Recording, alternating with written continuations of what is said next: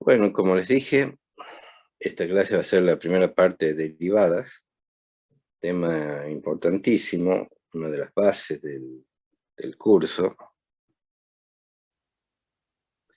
Y como siempre le voy a poner acá el temario para que cualquiera que se le corte el internet o lo que fuera, después pueda ubicarse donde estamos cuando pueda volver.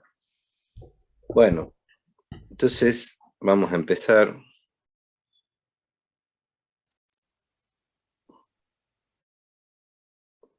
Hablando de la tasa de variación de una función. Empecemos en el caso de una función lineal, o afín, o constante.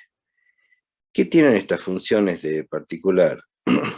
Que la tasa de variación siempre es la misma y es independiente del punto en el que nos paremos.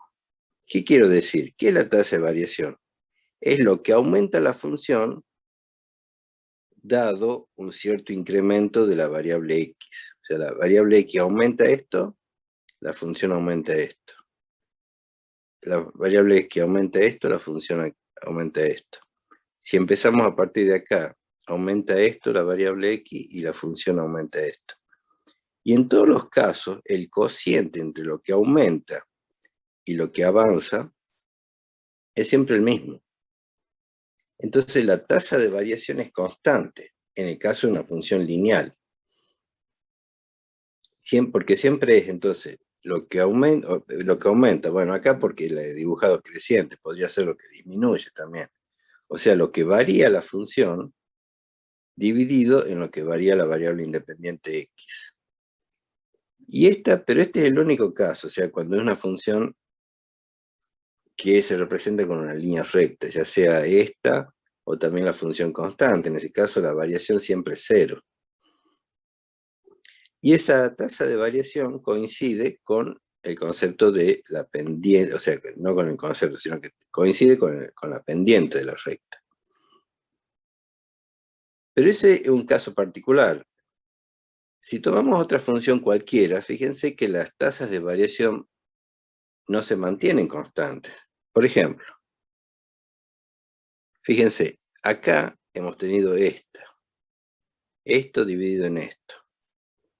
Ahora fíjense que aquí fue de 0 a 3 y aumentó, bueno, lo que haya sido.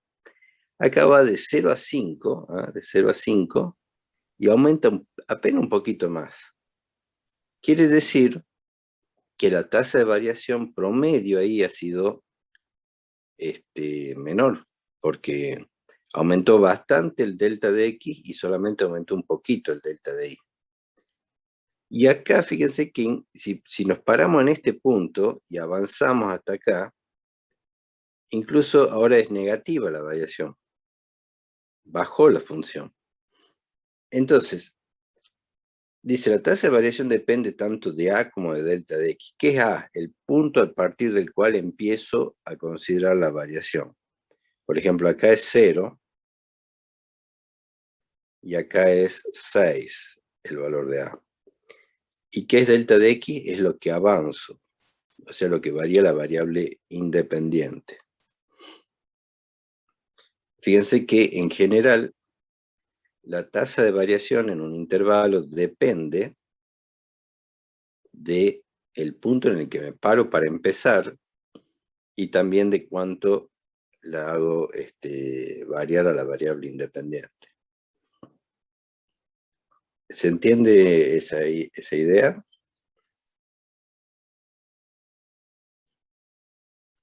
Sí, profe. Sí, sí. ¿Sí? Bueno, entonces eso me da una tasa de variación.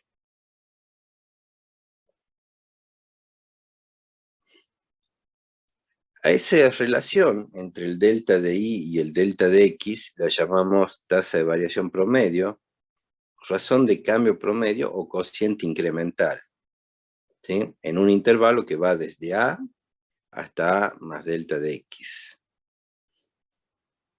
Y en general depende de tanto de a como de delta de x, excepto en el caso de las funciones constantes, lineales y afines.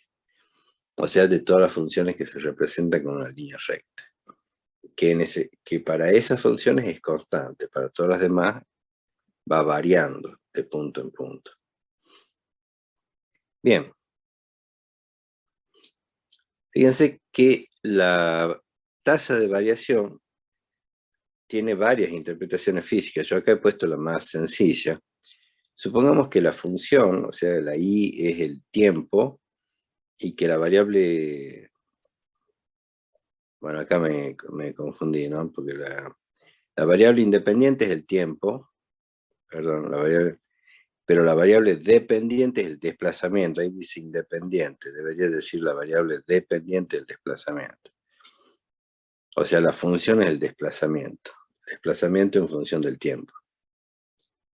Entonces la tasa de variación sería la velocidad promedio. Sería la velocidad promedio. Y si fuese la variable independiente el tiempo y la variable dependiente la velocidad, ¿qué me daría la tasa de variación? El desplazamiento. No. Porque yo tendría, si la variable, ahí donde dice desplazamiento, imagínense que dijera velocidad. Hola. Si yo hago la Entonces la variación, aceleración. la aceleración, porque sería la variación de la velocidad en el tiempo. ¿Sí? Acá hay un error, ahí no debe decir independiente, sino dependiente. Ya lo voy a corregir a eso antes de ponerlo en internet. Muy bien, esa es una interpretación física. Una interpretación geométrica. Fíjense que esa tasa de variación nos da la pendiente de una recta secante que pasa por los puntos AF de A y A más delta de X, F de A más delta de X. Lo veamos. Fíjense. La recta esta pasa por este punto y por este punto de la curva. Y como la tasa de variación es esto dividido en esto, nos da la pendiente de esta recta. Lo mismo si tomamos esta otra recta, que pasa por estos dos puntos, es otra secante. Y lo mismo tendríamos acá una tercera secante, que pasa por acá y por acá. ¿Se ve eso? ¿Se entiende? Sí, profe. Bueno, espérense que quiero ver porque tengo varias notificaciones de... Ah, no, una notificación.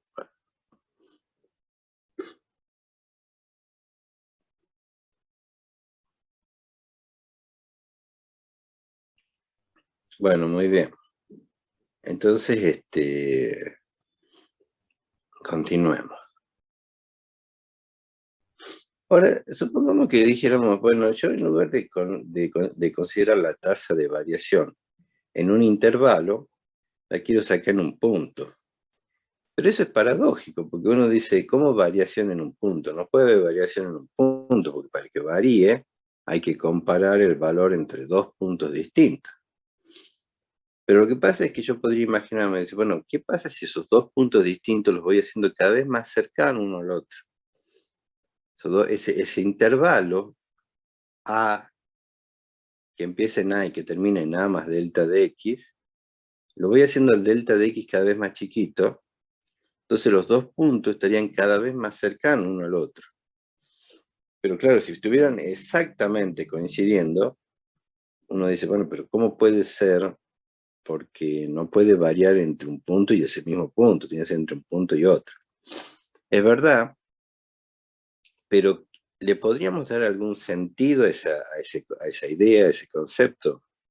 Bueno, lo que podríamos hacer es decir que lo vamos a identificar con el límite al que llegue ese cociente cuando los dos puntos, cuando uno de los puntos tiende a la posición del otro. O sea, vamos haciendo el intervalo cada vez más chiquito hasta que tiende a reducirse a cero.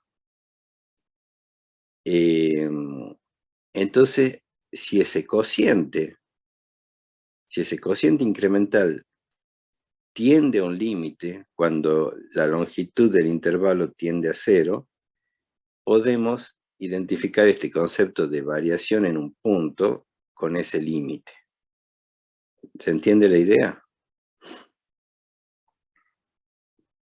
O sea, la idea es que yo tengo ahí un intervalo. Yo considero la variación entre el punto en el que comienza el intervalo y el punto en el que termina. Pero, digo, bueno, voy a hacer ese intervalo cada vez más chiquito. Que es lo mismo que decir, la longitud de ese intervalo tiende a 0. Que es lo mismo decir, el delta de x tiende a 0. Bueno, si cuando eso ocurre,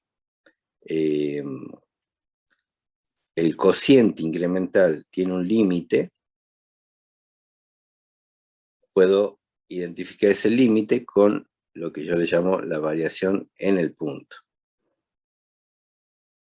No sé si se entiende, me gustaría saber si se entiende la idea antes de pasar a explicar cómo se hace.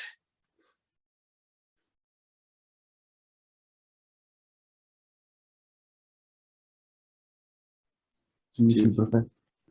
¿Qué pasó? No sabía si...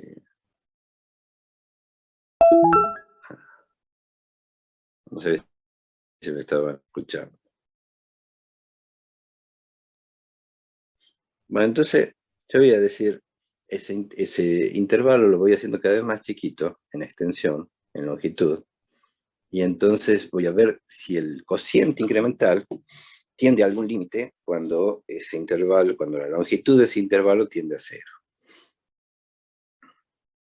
De hecho, es un concepto muy importante y tiene tantas aplicaciones que se le da un nombre especial, que es el de derivada de la función en el punto. ¿Y qué es la derivada? Que se denota, fíjense, tiene una f', se lee eso, f con ese apóstrofe arriba, f' de a, es el siguiente límite, es el límite cuando delta de x tiende a 0. Fíjense que este es el cociente incremental, porque esto es el valor que toma la función donde termina el intervalo, y este es el valor que toma la función donde empieza el intervalo. Y este delta de x es lo que se va haciendo cada vez más chiquito, es la longitud del intervalo. Eso es lo mismo que decir que el punto x, si le llamamos a al punto donde empieza el intervalo y le llamamos x al otro, que x sería a más delta de x, es lo mismo decir que delta de x tiende a 0 o que x tiende a a. Si ese límite existe, entonces decimos que la función es derivable o diferenciable en ese punto. ¿Se entiende esto? ¿Mm? A ver, vamos a...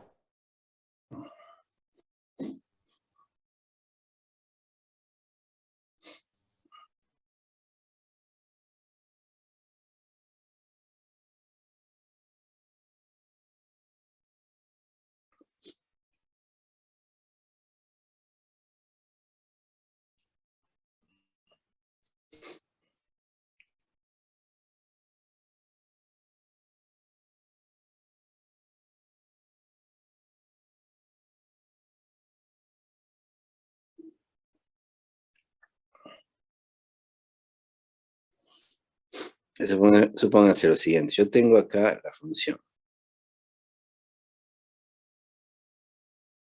Espérense, vamos a hacer una función que crezca un poco más. Tengo la función y supongamos que este es el punto A. Entonces yo tengo acá A. Y acá tengo el punto X, que va a ser igual a más delta de X. De tal forma que lo que va de acá a acá sería delta de X. Entonces yo tengo acá el punto, el otro punto, y mi tasa de variación promedio, recuerden que la podemos identificar con la pendiente de la recta secante por esos dos puntos.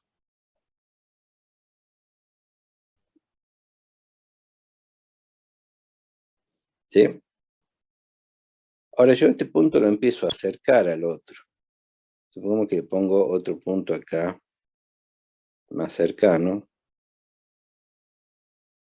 Y entonces ahora tengo una nueva tasa de variación que la puedo identificar con la pendiente de esa nueva recta. Y así lo voy haciendo cada vez más cercano. Supongamos que este es mi nuevo X acá. Y lo acerco todavía más. Si lo acerco todavía más, vamos a ponerle otro color. Llega un momento en que están tan cercanos los dos puntos que directamente lo puedo interpretar como que es la variación en ese solo punto. ¿Se dan cuenta? O sea, lo he hecho tan cercano que llego al límite cuando delta de x tiende a 0 o cuando x tiende a a.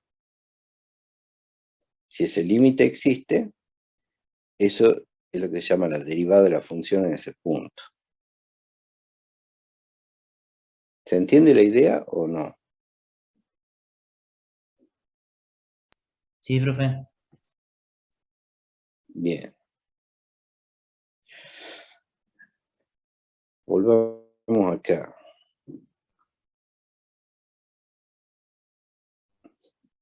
Entonces, si ese límite existe, eso es la derivada de la función en ese punto, así se llama, y en ese caso decimos que la función es derivable o diferenciable en ese punto.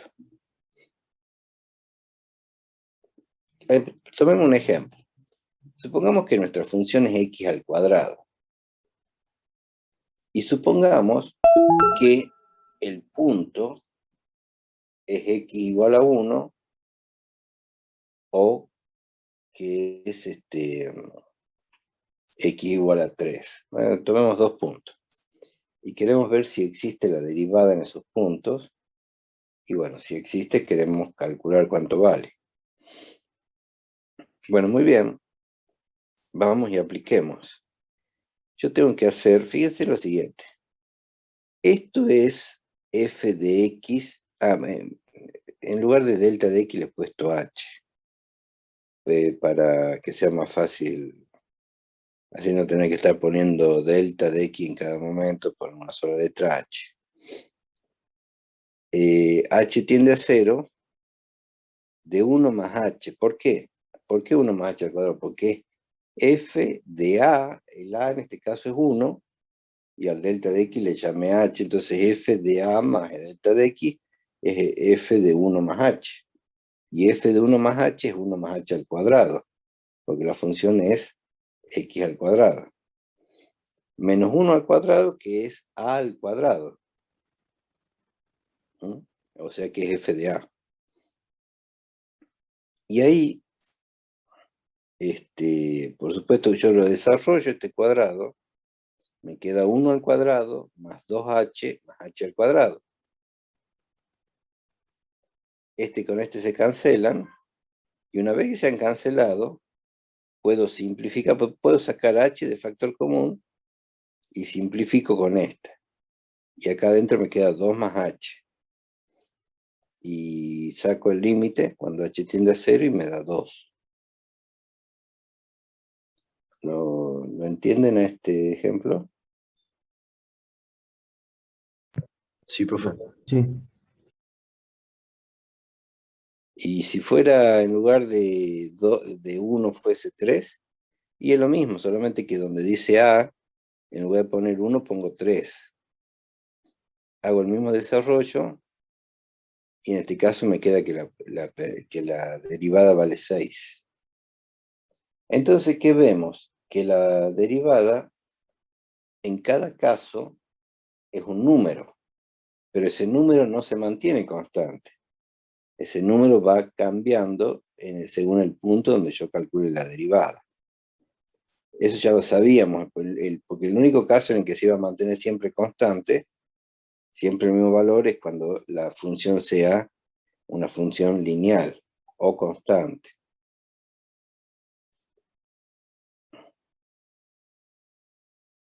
Entonces ahí vemos cómo podemos calcular la derivada en distintos puntos de esa función y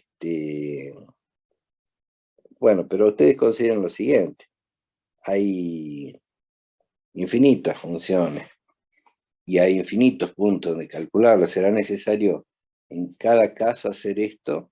No, ya vamos a ver que hay reglas que nos van a facilitar el trabajo, pero eso va a ser tema de otra clase.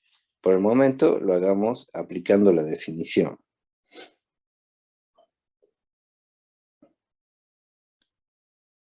Ahora veamos bueno, de nuevo acá hay el mismo error porque la copié y la modifiqué acá no debería decir independiente, sino dependiente. ¿Qué pasa si la variable independiente es el tiempo y la variable dependiente es el desplazamiento? ¿Qué interpretación se le podría dar a la derivada? Y bueno, en ese caso, porque imagínense, es calcular la velocidad en un intervalo cada vez más chiquito. Un intervalo que idealmente tiende a 0. Por supuesto, un físico no puede, digamos, en la realidad física, tomar un intervalo 0. Puede tomar un intervalo muy chiquito, quizás de milésimas de segundo, de millonésimas de segundo, pero no puede ser totalmente 0. Pero sí puede abstraer esa idea y decir, bueno, ¿qué pasaría si yo al intervalo lo hago cada vez más chiquito? Llegaría a lo que los físicos llaman velocidad instantánea, que es la velocidad en un instante de tiempo. Por supuesto, de nuevo, esto solo tiene sentido con el concepto de límite, porque no se puede hablar de un desplazamiento que varía en un tiempo cero, hay que comparar entre dos tiempos distintos. Pero el límite es que es la derivada, o sea, en el sentido matemático la derivada, en física tiene el sentido de velocidad instantánea. Y de nuevo le hago la misma pregunta que antes. ¿Qué pasaría si en lugar de ser el desplazamiento en el tiempo fuese la velocidad en el tiempo? ¿Qué nos daría la derivada en ese caso?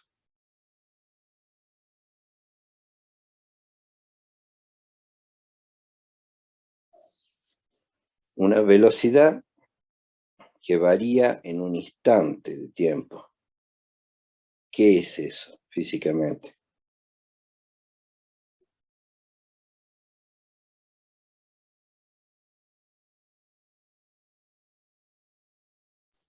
La rapidez. No, porque la rapidez es el módulo de la velocidad. Pero si hace un instante, hace un rato lo dijeron bien, ¿qué es la variación de la velocidad del tiempo? Desplazamiento. No, La aceleración. la aceleración. Y si es en un instante, entonces ¿qué va a ser? ¿Qué tipo de aceleración va a ser? Aceleración instantánea. Claro, lo que pasa es que capaz que no han visto ese concepto porque habrán visto solamente hasta mRV, donde la aceleración siempre es la misma. Pero bueno, ustedes imagínense que hay otras situaciones en física más complicadas donde podríamos tener una aceleración que va variando. En ese caso tendría sentido hablar de la aceleración instantánea. Bueno, muy bien. Y en la interpretación geométrica de la derivada, bueno, si han visto lo que hice yo en la nota anterior, que le iba acercando cada vez más a los dos puntos, ¿qué sucedía ¿qué sucedía cuando un punto se acercaba cada vez más a otro? A ver, volvamos a la nota.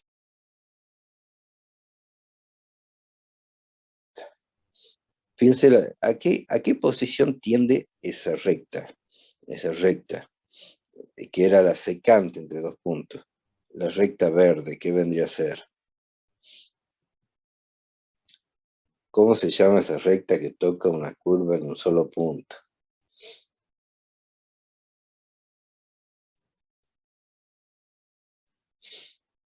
Tangente. Era tangente. La interpretación geométrica es que la derivada de la función en punto nos da la pendiente de la recta tangente a la curva, que es la gráfica de esa función. ¿Ven? Como al punto lo fuimos acercando cada vez más, la secante terminó convirtiéndose en una tangente. O sea, una curva que lo toca la función en un solo punto. Lo mismo esta otra, podríamos decir. Son tangentes. Ahora, ¿qué es la tangente a una curva? ¿Quién sabe quién me podría dar una definición de tangente? En la secundaria alguna definición le habrán dado de tangente.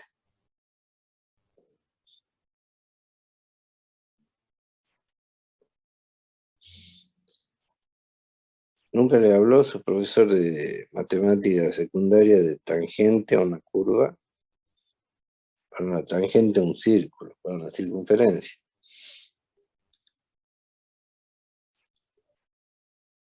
¿Están ahí? Sí, profe, pero la verdad que ni idea bien cómo es eso. No, ni idea. Bueno, en la época en que se enseñaba matemática en la secundaria, la tangente de una curva a un círculo, por ejemplo, decían, bueno, porque a ver, una recta que pasaba así era una secante, y una recta que pasaba así y la tocaba al círculo en un solo punto, decíamos, esa es la tangente, ¿no? Ahora, en el caso de una función, hay que modificar un poco la definición de tangente, porque imagínense una función así. Entonces, esta recta,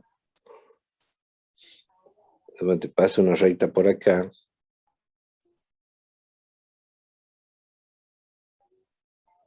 y esa recta no la corta en un solo punto, no la toca en un solo punto, porque la toca acá y la toca acá. Pero no importa que la toque más allá. La cuestión es que acá, si nos fijamos en esta parte, acá, en esa parte, se comporta de una manera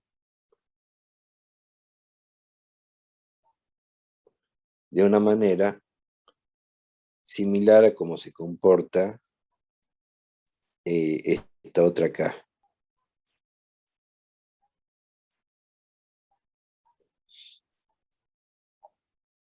Por más que después vaya y lo intersecte en otro punto, no importa. Pero digamos que es una propiedad local. En ese entorno la toca en un solo punto. Bien. Entonces así se define la tangente de una recta a una curva.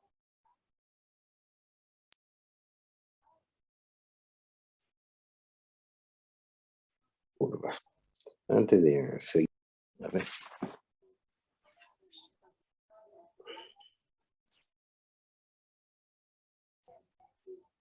LT7.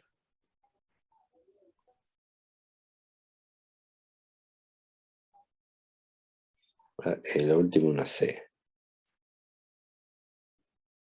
Fíjense si se pueden poner asistencia.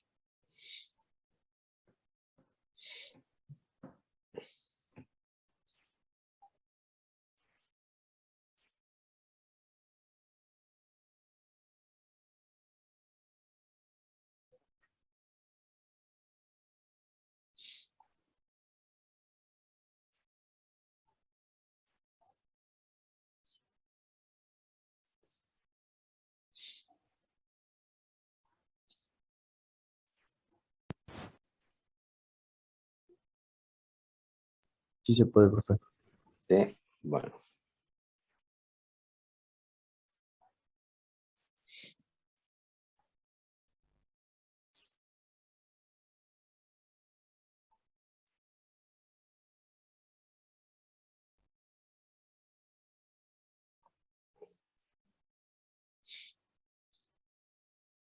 Se van entendiendo hasta acá las ideas, porque si no se ha entendido algo, díganlo, lo vemos de nuevo. Si no, seguimos adelante.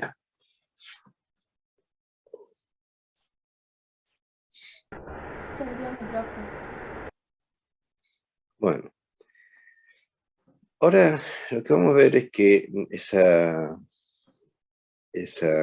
derivada no siempre existe. A ver, veamos. Fíjense, antes que nada en la definición. Acá dice f de a. Y aquí dice f de a más delta de x. Eso significa que, en primer lugar, que a tiene que ser un punto del dominio de la función. O sea, si a no está en el dominio de la función, no podemos calcular la derivada. Porque si a no está en el dominio, entonces no existe f de a. Y necesitamos poner ahí f de a.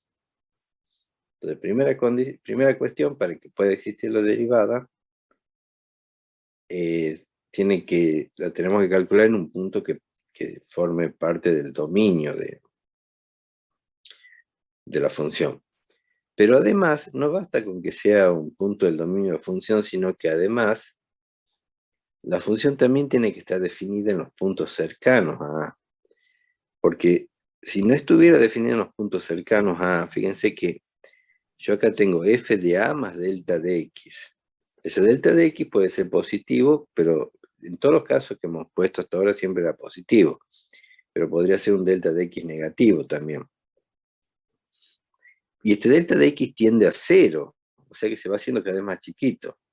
Entonces la función, para que esto que está acá tenga sentido, la función, además de estar definida en A, también tiene que estar definida en los puntos cercanos a A.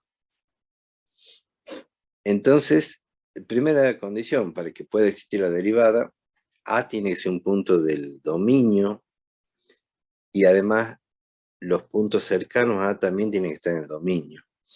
Eso es lo que se llama un entorno del punto A. Ese entorno del punto A tiene que existir un entorno del punto A que esté contenido en el dominio de F. Aunque también, si está, digamos, si está contenido en el dominio de F un entorno solamente por la derecha, solamente por la izquierda, se pueden calcular lo que llaman las derivadas laterales. Se podría calcular la derivada solamente por la derecha o solamente por la izquierda. Pero, digamos, para poder calcularla en ambos sentidos, tiene que haber un entorno del cual A sea un punto interno y que esté todo eso contenido en el dominio. Bueno, entonces, primera condición. Pero no es suficiente con eso, porque podría ser un punto que A sea un punto del dominio, que esté definido en todos los puntos cercanos a A también, pero que aún así la derivada no exista. ¿Cómo podría ocurrir eso? Bueno, veamos un primer caso. La función valor absoluto. ¿Qué sucede con esta función? La función valor absoluto en 0 tiene lo que se llama un punto anguloso.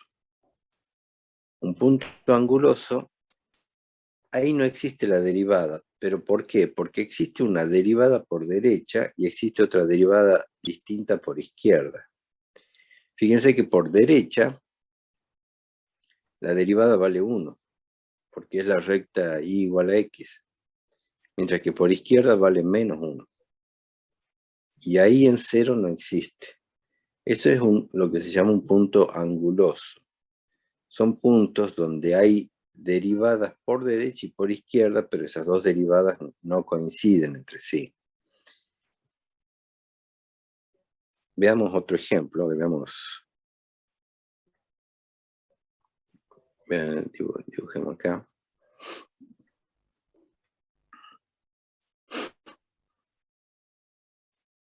Supongo que yo pongo x elevado a la 2 tercios.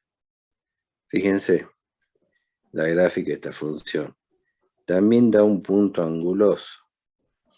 ¿Ven? Tiene por izquierda y por derecha distintas derivadas. Bueno, lo que pasa es que ahí va a ocurrir otro problema, además, que la derivada va a ser vertical.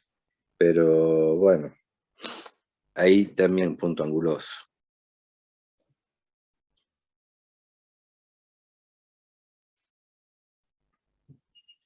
Entonces, y otra cosa, esos puntos angulosos también pueden darse, y de hecho muchas veces le van a dar así ejercicios en funciones que estén definidas por ramas. Supongamos que la función valiera, por ejemplo, menos x hasta 0, y que de ahí en adelante valiera x cuadrado. Esa función, a ver, la dibujemos acá, ya que estamos. Vamos a hacer, vamos a poner acá, menos x para x menor o igual que 0. Y vamos a poner que valga x cuadrado para x mayor que 0. Ven, esa función es continua, pero no es derivable en ese punto, tiene un punto anguloso. Cambia abruptamente la forma en la que se comporta.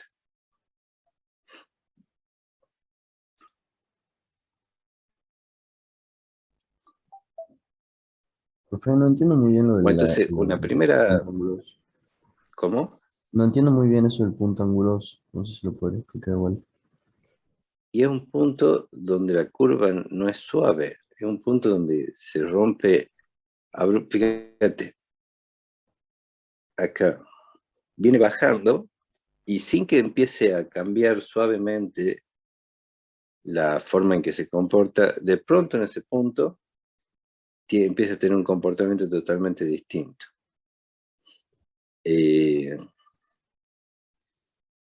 O fíjate acá en la función esta.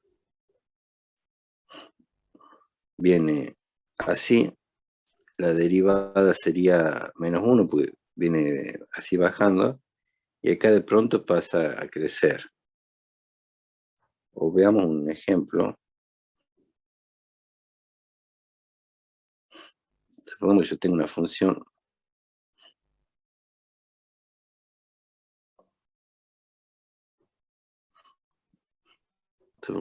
función así.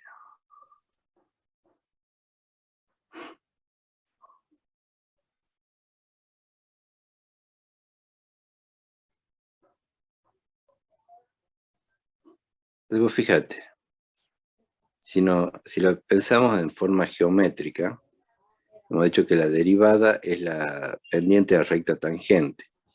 Entonces, ¿qué pasa en este punto? Por la izquierda, la recta tangente es esta. En cambio, por la derecha, vamos a cambiar de color, la recta tangente es esta. ¿Te das cuenta? Y entonces, ¿qué se forma entre la izquierda y la derecha? Entre la recta tangente a la izquierda y la recta tangente a la derecha. Se forma este ángulo. Por eso se llama punto anguloso. Ah, bien, bien, profe. Se entiende. Gracias. Bien, ¿alguna otra duda respecto de esto? ¿No? Bueno, entonces ese es un caso en que no existe la derivada, porque hay dos derivadas distintas, una por la izquierda y otra por la derecha. Volvamos acá.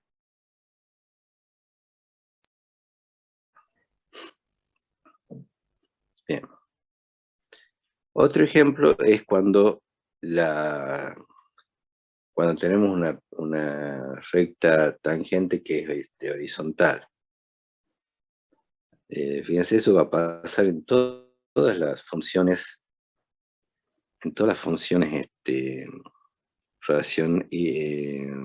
irracionales. Supongo que yo pongo x elevado a la 1/3, que es la raíz cúbica. Fíjense cómo acá, en 0, la recta tangente es vertical. O sea, sería una recta de una pendiente infinita. Bueno, en ese caso no existe la derivada, pero no existe por esta otra razón. Porque ahí hay una razón de cambio que es infinita.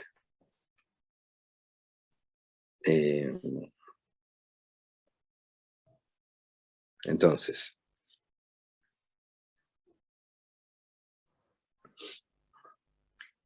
caso en los que no existe la derivada. Bueno, primer caso, si A no es un punto de la función, del dominio de la función, no existe la derivada, porque antes que nada tiene que ser un punto del dominio de la función.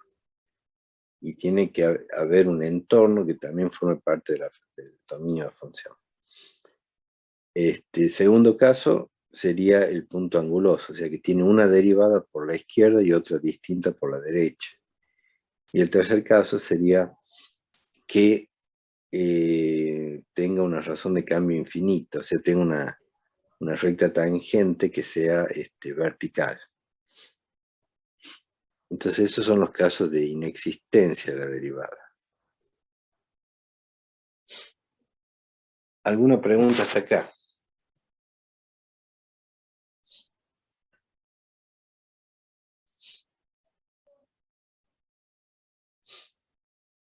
No, profe. ¿No? Bueno, entonces vamos a hacer un poquito más.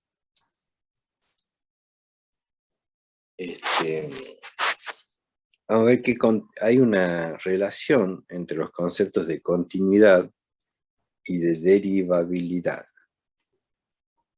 ¿Cuál es esa relación? Bueno, si una función es derivable o diferenciable en un punto, entonces esa función es continua. Pero el recíproco no es verdadero en general, porque puede ser continuo y no ser derivable. Acabamos de ver algunos ejemplos, por ejemplo, la función valor absoluto. La función valor absoluto es continua en 0, pero no es derivable en 0. ¿Cómo se demuestra que si es derivable entonces es continua? Bueno, es muy fácil. Empiezo considerando el límite de esta expresión, f de x menos f de a. F de a es una constante, entonces el límite de f de a es f de a directamente.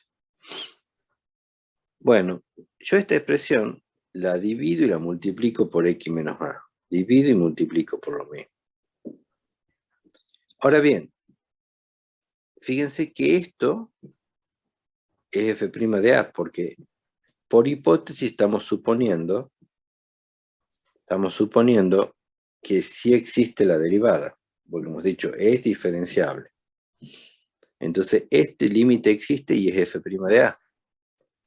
Y el límite de esto, que es una función lineal, es 0, porque cuando x tiende a, me queda a menos a, 0. Entonces esto es 0. Y por lo tanto quiere decir que el límite es igual al límite este. Y como este límite es el límite de una constante, es directamente f de a. Y por lo tanto el límite cuando x tiende a de f de x es f de a. Y esa es la definición de continuidad. Entonces, si es derivable, es continuo.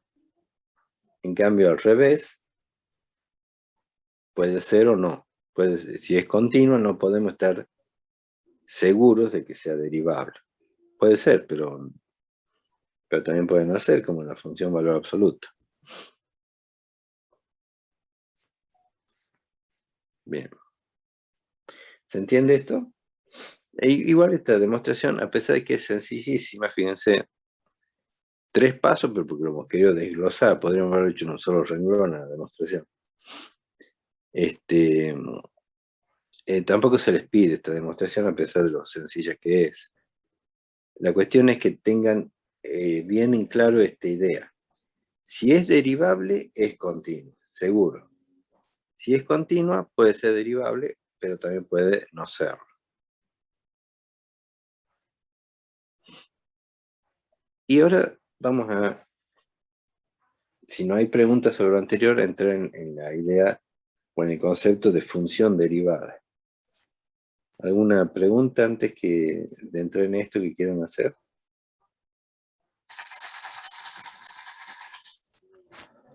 ¿No? No, profe. No, Bueno. profe. Bueno, ¿cuándo decimos que una función es derivable en un intervalo abierto? Cuando es derivable en cada uno de los puntos del intervalo. O sea que la definición que hemos visto antes para derivar de una función en un punto, tiene que, ese límite tiene que poder calcularse para cada uno de los puntos del intervalo. Entonces ya en lugar de poner a, vamos a llamarle x, porque es un valor de x que ya no va a estar fijo. Puede tomar cualquier valor en el intervalo ese que estamos considerando. Y si ese límite existe para todo x de ese intervalo, entonces la función es derivable en todo el intervalo, pero ahora ya no vamos a obtener un valor, o sea, un número como resultado de calcular el límite. Vamos a obtener una nueva función, y esa nueva función le vamos a llamar función derivada. Veamos un ejemplo. Supongamos que la misma función que hemos hecho antes, x cuadrado, pero ahora ya no la queremos derivar en un punto, la queremos derivar en todo un intervalo. ¿En qué intervalo? Y bueno, podríamos tomar todos los reales directamente, porque total la función x cuadrado está definida para todos los reales. Entonces vamos a empezar encontrando la función derivada de x cuadrado, y después esa función derivada la vamos a usar para calcular la derivada en 1 y en 3. Y nos tendría que dar igual que en el ejemplo anterior.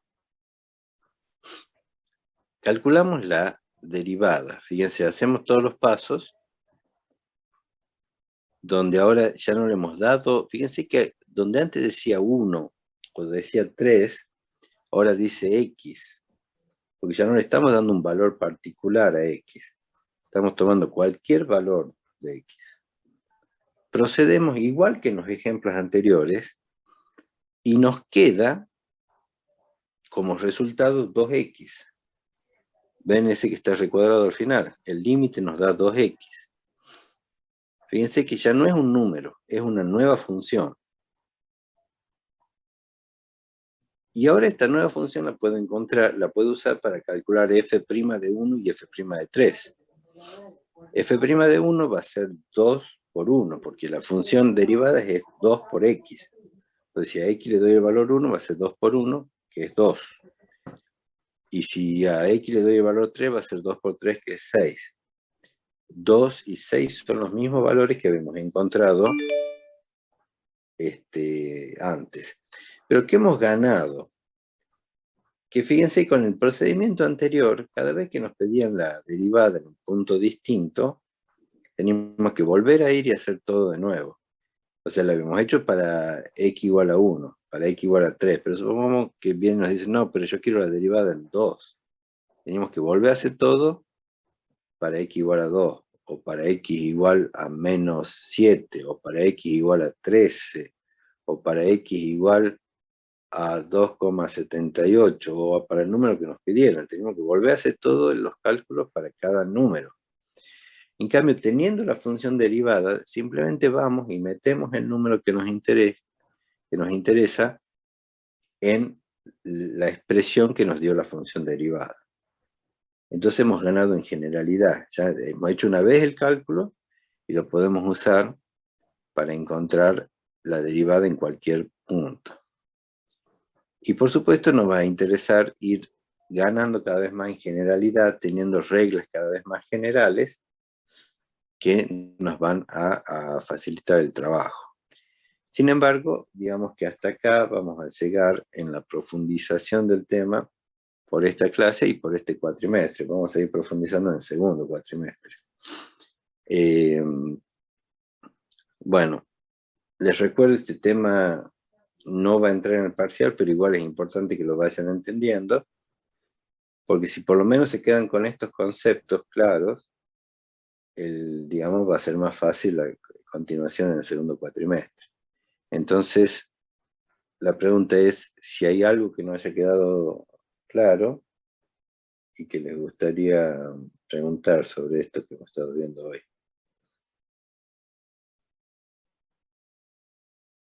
Los escucho.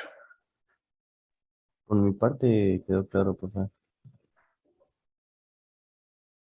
Bueno, ¿alguna otra pregunta? No, profe. ¿No? Profe, ¿ya está la fecha para el parcial? Sí, la he dado varias veces, pero la vuelvo a dar. 8 de julio. 8 de Perfecto. julio es la fecha del primer parcial. No solo está la fecha del primer parcial, está la del segundo parcial y la de las recuperaciones. Si quería anotar, el segundo parcial es el 24 de noviembre. La recuperación es el 16 de diciembre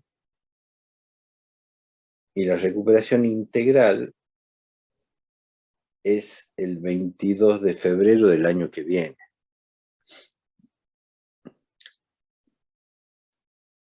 Pero a ver, antes de hacer otra cosa, preguntas que haya sobre este tema que hemos visto hoy. ¿Hay alguna? Ninguna. Entonces vamos a hacer lo siguiente. En primer lugar, vamos a resolver, vamos a aprovechar lo que queda de la clase para... Bueno, aquí había gente que no estaba en clase. En el aula figura el 3. ¿Eso que has puesto ahí se refiere a la fecha del parcial? No puede ser el 3, debe ser un error, porque es el 8. ¿Estás seguro que en el aula dice 3?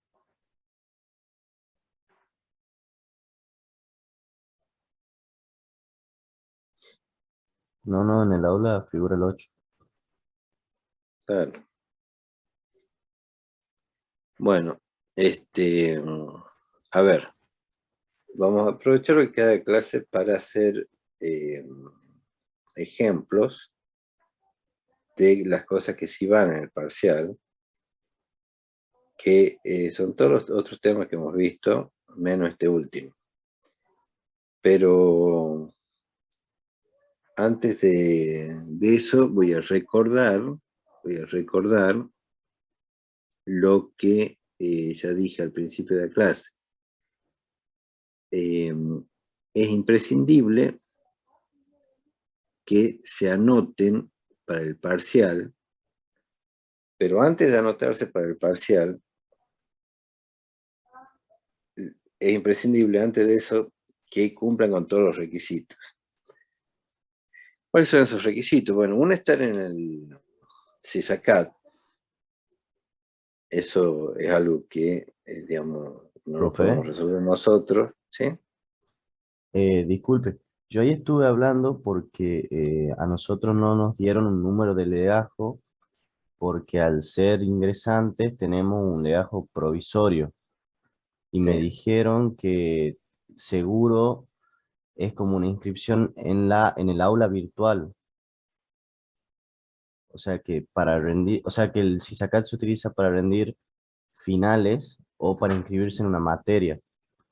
Pero No, si si él, no está en el CISACAT, y casi todos están, claro, pero no nos dan el número el número de legajo. eh, Eso no nos pero lo brinda.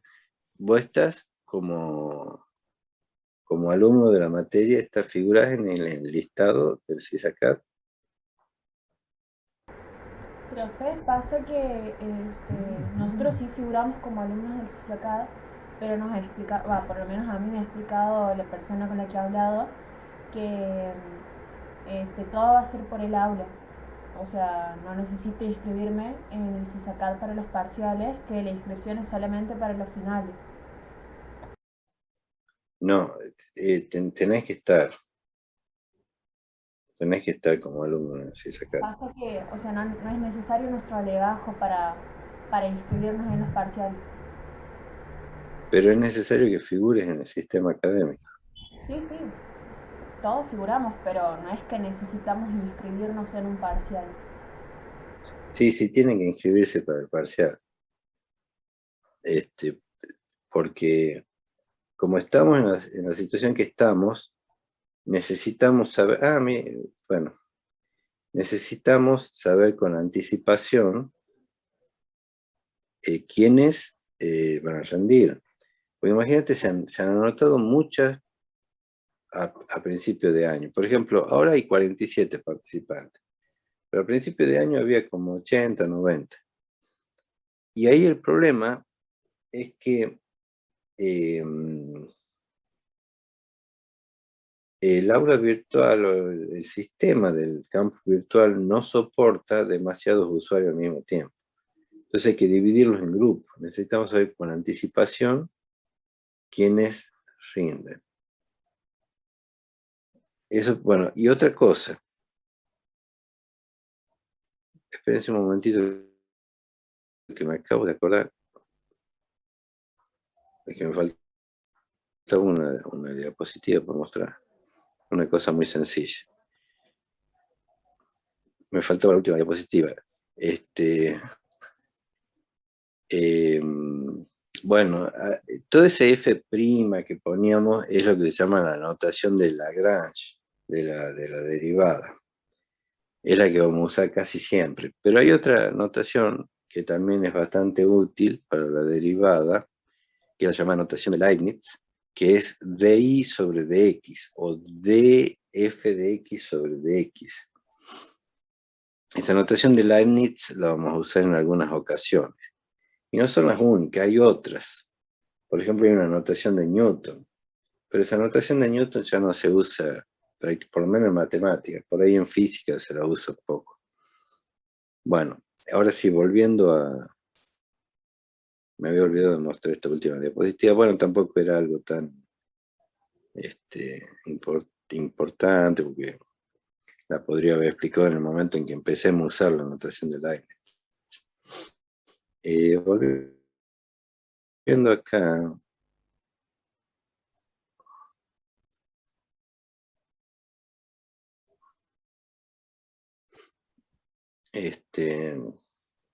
otra cosa que tienen que tener es vinculado el correo institucional. No, si están en el aula virtual por el momento con cualquier correo, un correo que se hicieron en Gmail, en Hotmail o donde sea, no, tienen que vincular el correo institucional, o sea, el que les dio la facultad. No van a poder rendir de otra forma, porque necesitamos tener bien claro a quién pertenece cada correo. Y además tienen que poner la foto de perfil.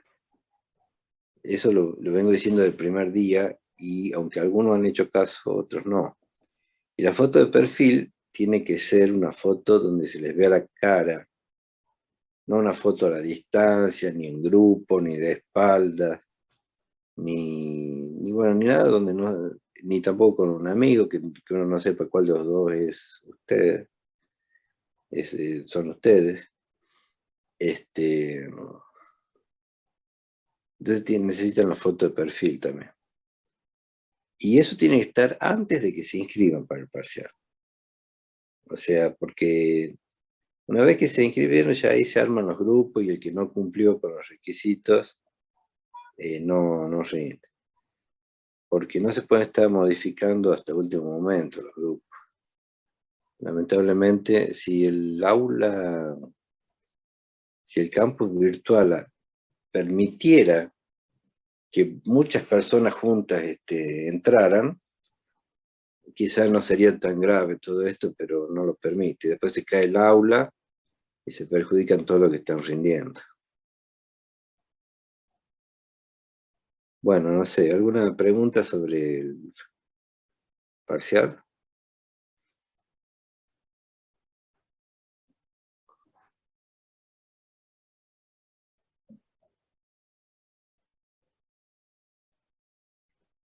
¿Ninguna pregunta?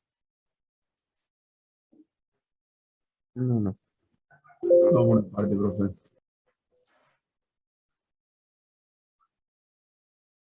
Bueno. A ver, aprovechemos el tiempo que nos queda como para hacer, aunque sea un ejercicio de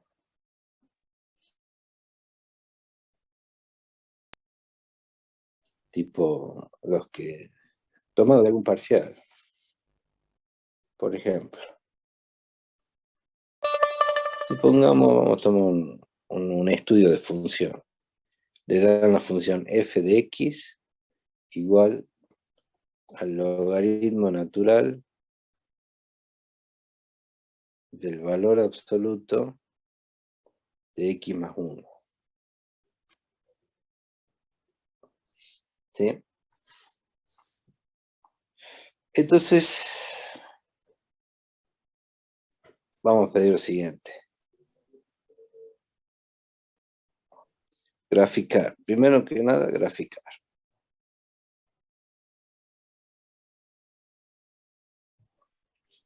Vean. Es biyectiva o biunívoca o 1 a 1, como le quieren decir.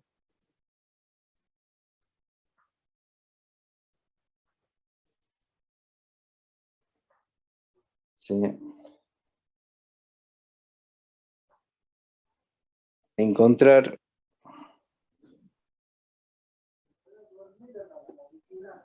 la función inversa. Si es necesario, en caso de que no fuese biyectiva, hagan lo que haya que hacer, o sea, restringir el dominio. De graficar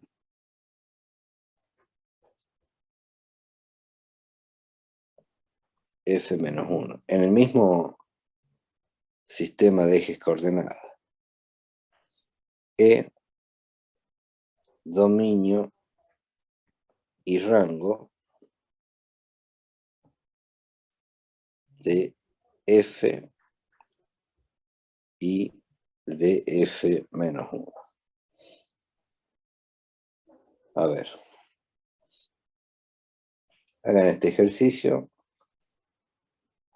como entrenamiento para el parcial.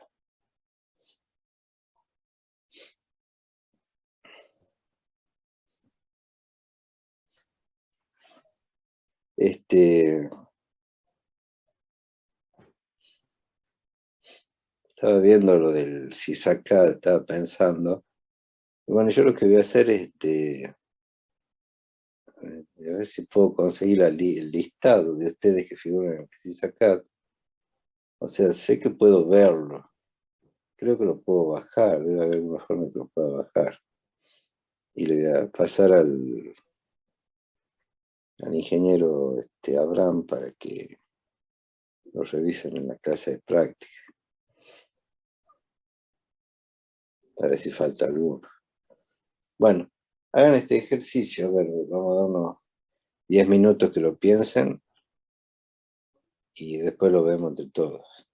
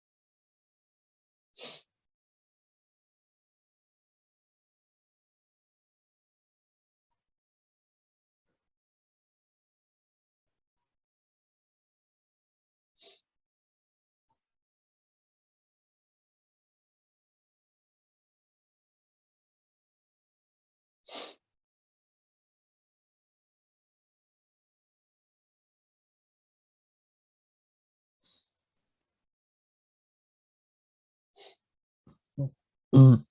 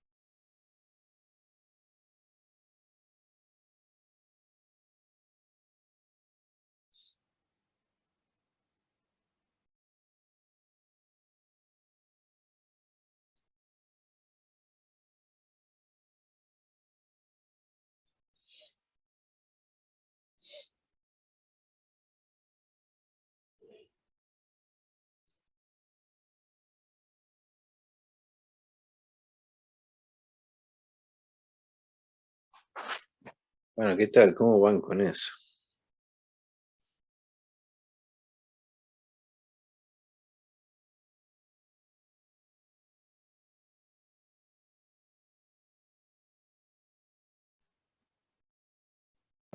Bien.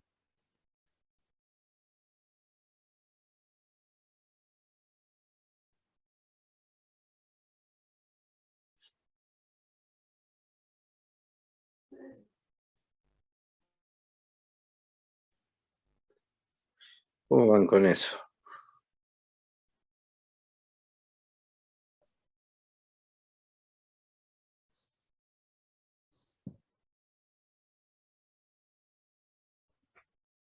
¿Sigue alguien ahí o se han ido todos?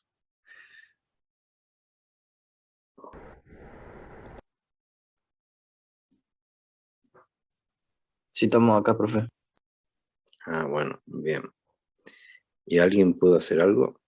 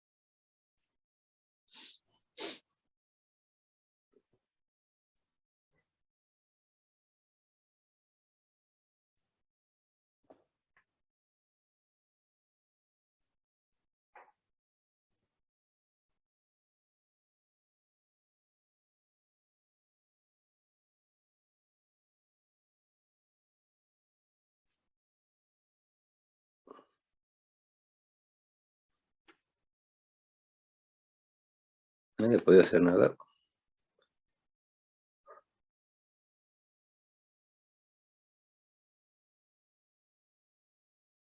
Todavía no, profe.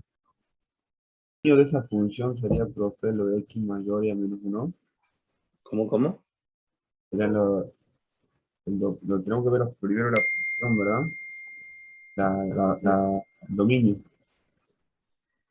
El dominio, sí, tenés que ver el dominio. Ahí es importante tomar en cuenta que está con las barras de valor absoluto, ¿verdad? Porque al estar con las barras de valor absoluto, nosotros, a ver, sabemos que el argumento de la función tiene que ser mayor que 0. No puede valer 0, no puede ser negativo. Al estar con las barras de valor absoluto, ya sabemos que negativo no va a ser. Lo que habría que ver es si hay algún punto donde se haga 0. ¿Hay algún punto donde el argumento se hace 0?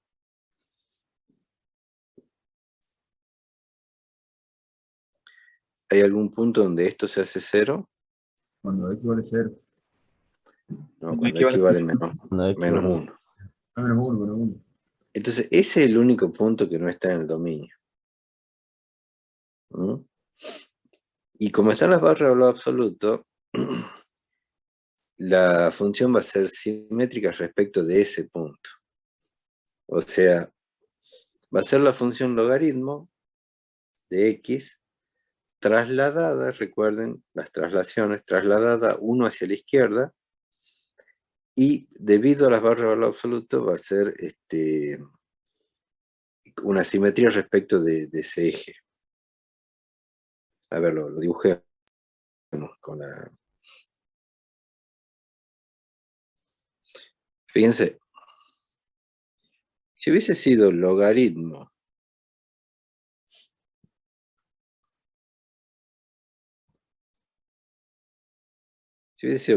de x, ¿verdad? Tendríamos eso. Al ser logaritmo de x más 1, se traslada 1 a la izquierda. Pero al ser logaritmo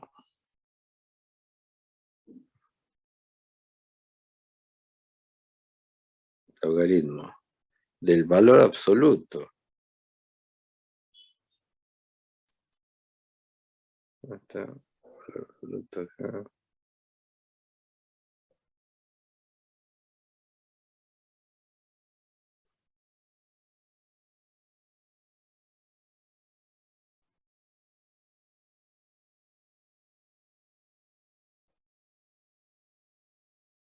No lo veo. Será con este, a ver. De x más 1. No.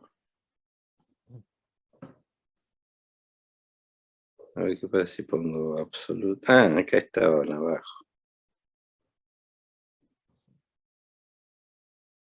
del valor absoluto de x más 1.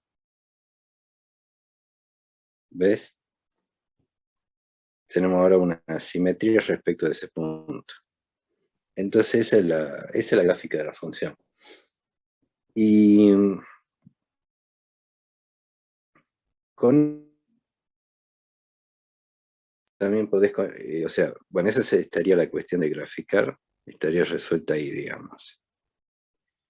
¿Es biyectiva? ¿Es biunívoca? ¿Es 1-1?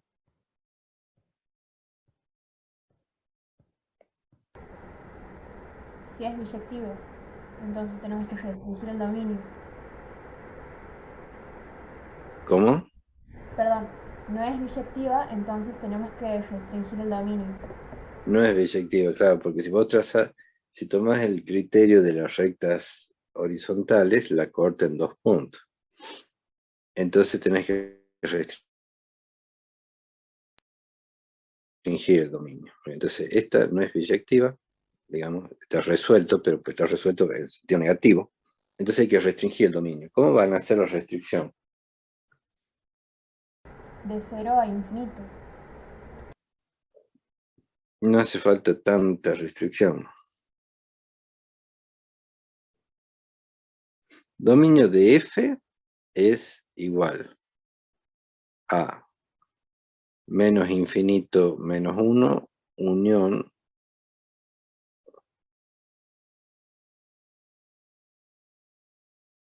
menos 1 infinito.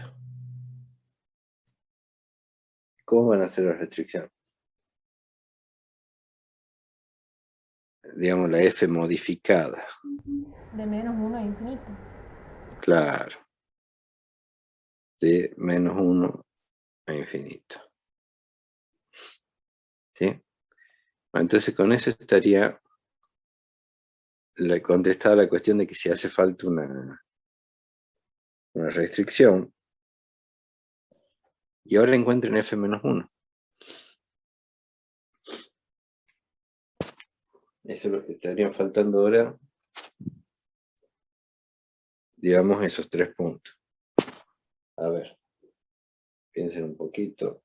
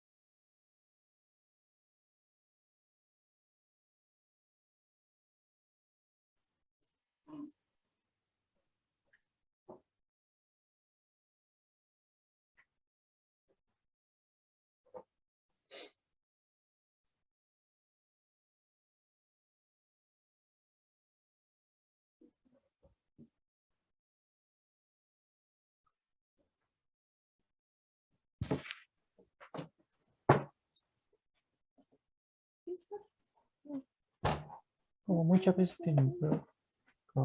tiene problema para abrir la puerta.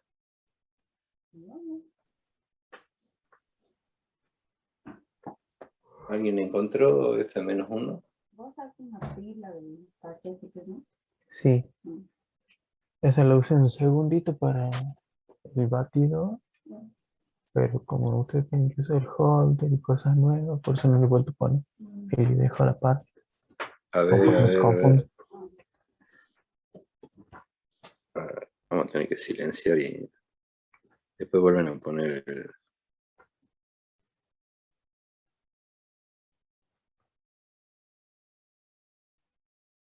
Vuelven a poner el micrófono los que quieran hablar. Bueno, Disculpe, profesor, no me di cuenta de que se activó. Yo lo tenía desactivado. bueno, no hay problema.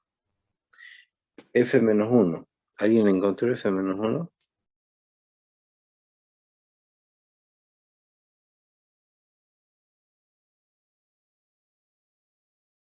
¿Nadie?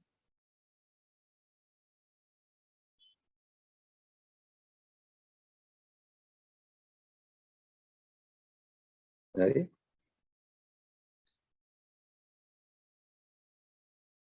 Yo no pude, profe. ¿Cómo? Que yo no, todavía no la hice. Ah,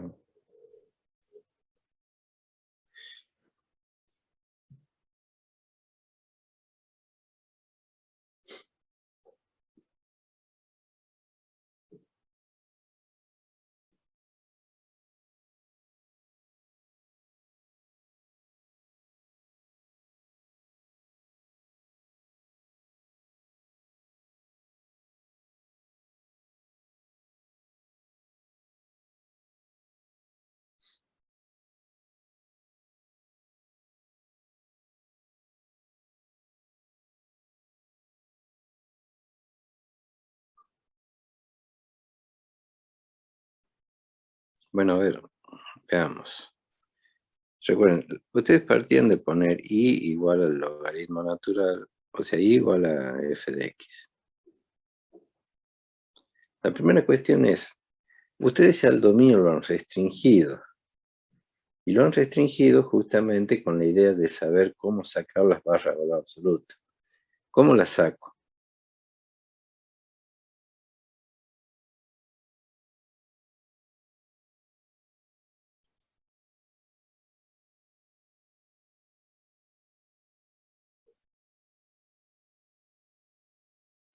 ¿Sería utilizando la definición de valor absoluto o no? Y claro, muy bien. Entonces voy a poner y igual al logaritmo natural de ¿qué? ¿De x más 1 o le tengo que cambiar el signo? Pues recuerden, cuando sacan las barras de valor absoluto hay dos posibilidades. O queda como estaba o le cambian el signo. En este caso, ¿qué tienen que hacer? ¿Dejarlo como está o cambiarle el signo? Creo que en este caso tenemos que dejar como estaba. Sí, muy bien. Tienen que dejarlo como está porque han tomado la parte derecha. Han tomado de menos 1 a infinito. Si hubieran tomado de menos infinito a menos 1, ahí le tenían que haber cambiado el signo. Muy bien. Perfecto. Entonces ahora recuerden que tienen que tratar de despejar, bueno, no es que tienen que tratar de, tienen que despejar x. Para lo cual vamos a tomar la exponencial. Porque si tienen un logaritmo, digamos cómo lo anulan con la función inversa que es la exponencial. Entonces van a tener que e a la i es igual a x más 1. Y de acá x es igual a e a la i menos 1. Y recuerden que como último paso intercambiaban la x con la y. Entonces tenían y igual a e a la x menos 1.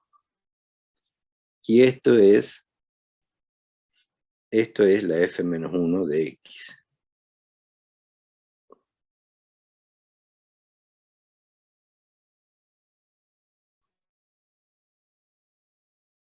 Esto es la f menos 1 de x. E a la x menos 1. Ahora hay que dibujarla esa función. Pero antes que eso, contestemos la cuestión del dominio y del rango. Bueno, recuerden que para f, y acá vamos a poner f menos 1, acá pongamos dominio y rango. El dominio, pero vamos a considerar la f ya restringida. Porque el dominio de la f hemos dicho que eran todos los números reales excepto el menos 1. Pero el dominio restringido ya, el dominio restringido era de menos 1 a infinito. Y el rango, recuerden que el rango del logaritmo es R. Entonces recuerden que directamente se intercambia. Acá el rango va a ser, el dominio va a ser R, y el rango va a ser de menos 1 a infinito. Y si vamos y dibujamos acá, bueno, al haberlo restringido nos quedó eso nada más. Ya no nos quedó todo, sino eso. Ese restringido. Y ahora dibujemos la función, la inversa, que es e a la x menos 1. Y vamos a cambiarle color, ponerla verde, por ejemplo. Y recuerden que siempre tienen que dar esta simetría respecto a la primera bisectriz, que efectivamente se cumple. ¿Ven? Bueno, ese es un ejemplo de un ejercicio de un parcial. Bueno. Profe, Hola, Macasum. Sí. disculpe, yo no entendí muy bien cómo hizo la inversa. O sea, que pasa el logaritmo neperiano como e elevado a la i. ¿En qué paso? Acá, cuando tomó este paso. Claro, ahí sí, sí. Y bueno, si vos tenés que y es el logaritmo de x, entonces x es elevado a la i, porque son funciones inversas entre sí, el logaritmo y la exponencial. El ln significa que la base es e. Ah, y en el caso del logaritmo normal, ¿cómo sería? Y sería log, Ajá. log. El logaritmo natural es un logaritmo también. Lo que pasa es que la base, en lugar de ser 10, o 2, o 3, o cualquier otro número entero, no, resulta que es el número irracional e, porque es una base muy conveniente en análisis matemático. No sé si ahí te queda claro. Sí, profe, bien. Y por ejemplo, en el caso de que ahí no hubiesen dado un logaritmo de base Luego acá 2, son. ¿cómo lo despejaría? Entonces, en lugar de e a la i, te hubiera quedado 2 a la i. Ah, perfecto, profe. Bien, muchas gracias. De nada. Vamos a dejar de compartir acá.